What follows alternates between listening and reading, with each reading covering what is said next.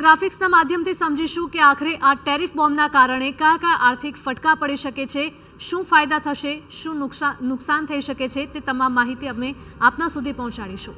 Branded અને patent દવાઓ ઉપર ટેરિફની અમેરિકાની જાહેરાત છે, એટલે કે આ જે ભારતની દવાઓ છે તેના ઉપર બંને પ્રકારની જે દવાઓ છે તેના ઉપર ટ્રમ્પે ટેરિફ લગાવ્યો છે, 100% ટેરિફ લગાવ્યો છે।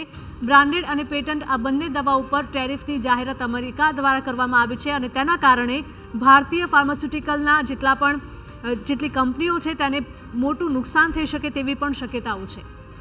તો ભારતની બ્રાન્ડેડ દવાઓના ભાવમાં પણ વધારો થઈ શકે છે, એટલે કે આ ભાવ સતત જે વધતા હતા તે ધીમે ધીમે નહીં પરંતુ એક સાથે ડબલ થઈ જશે તેવી પણ શક્યતાઓ છે। ભારતની અનેક ફાર્મા કંપનીના પહેલેથી જ અમેરિકામાં પ્લાન્ટ સ્થપાયેલા છે, એટલે કે આ પ્લાન્ટને ઓછી અસર થશે। અમેરિકામાં જ ઉત્પાદન કરતી ભારતીય કંપનીઓને ટેરિફના જોખમથી તેઓ બહાર છે, એટલે કે ભારતની જે પણ ત્યાં કંપનીઓ છે તેમને કોઈ જ નુકસાન નહીં થાય કારણ કે તેમને કોઈ ટેરિફ નહીં ચૂકવવું પડે। ભારતનું બ્રાન્ડેડ કરતાં જેનરિક દવાઓનું યુએસમાં મોટું માર્કેટ હોવાનું પણ મનાઈ રહ્યું છે। જેનરિક દવાની અમેરિકામાં 47% જરૂરિયાત ભારત પૂરી કરે છે, એટલે કે ક્યાંક ને ક્યાંક જો સપ્લાય ઓછી થશે તો આનું નુકસાન અમેરિકાને પણ ભોગવવું પડી શકે છે। 100% ટેરિફની જેનરિક દવાના માર્કેટ પર અસર નહીં થાય,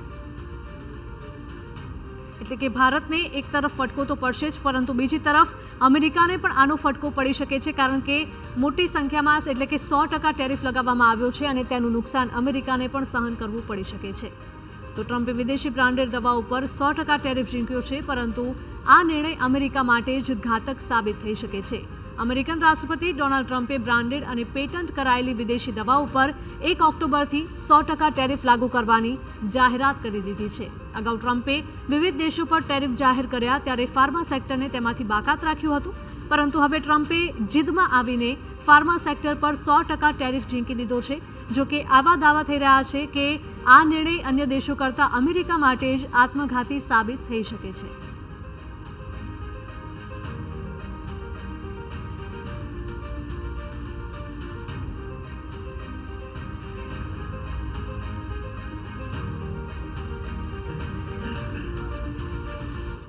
સિત્તેર ટકાથી વધુ દવાઓ હિન્દુસ્તાનની દવાઓ એક્સપોર્ટ થતી હોય છે અને લોકોને સારામાં સારી ક્વોલિટીની સસ્તી દવાઓ જ્યારે પ્રોવાઈડ કરે છે અને આ હરીફાઈની અંદર ટેરિફ વધારવાથી અમેરિકાની અંદર પણ કદાચ આના દવાઓના ભાવ વધશે।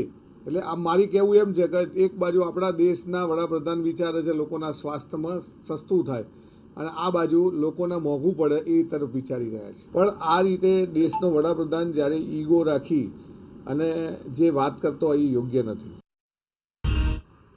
અમેરિકાની હેલ્થ સિસ્ટમ દુનિયાની સૌથી મોંઘી હેલ્થ સિસ્ટમમાંની એક છે। વિદેશથી આવનારી દવાઓ અમેરિકામાં હેલ્થ પાછળનો ખર્ચ ઘટાડવામાં મદદરૂપ બને છે। એક રિપોર્ટ અનુસાર વર્ષ 2022માં યુએસના 10 પ્રિસ્ક્રિપ્શન્સમાંથી 4 ભારતીય કંપનીના દવાના હતા। ટ્રમ્પની ઈચ્છા છે કે ફાર્મા કંપનીઓ અમેરિકામાં પ્લાન્ટ ખોલે, પરંતુ અમેરિકામાં પ્લાન્ટ નાખી દવાઓના નિર્માણમાં 3 થી 5 વર્ષનો સમય લાગી શકે છે। ફાર્મા સેક્ટરના નિષ્ણાતો પહેલા જ નિર્ણયને ગણાવી ચૂક્યા છે ઘાતક, ત્યારે ટેરિફને લીધે અમેરિકામાં જરૂરિયાતની દવાઓની કિંમત બમણી થઈ શકે છે અને તેનાથી અમેરિકાના નાગરિકોને જ નુકસાન થશે। ફાર્મા સેક્ટરના નિષ્ણાતોનો મત છે કે આ નિર્ણયથી અમેરિકામાં સ્વાસ્થ્ય સેવા પ્રણાલીને લાંબા ગાળે મોટું નુકસાન પહોંચશે।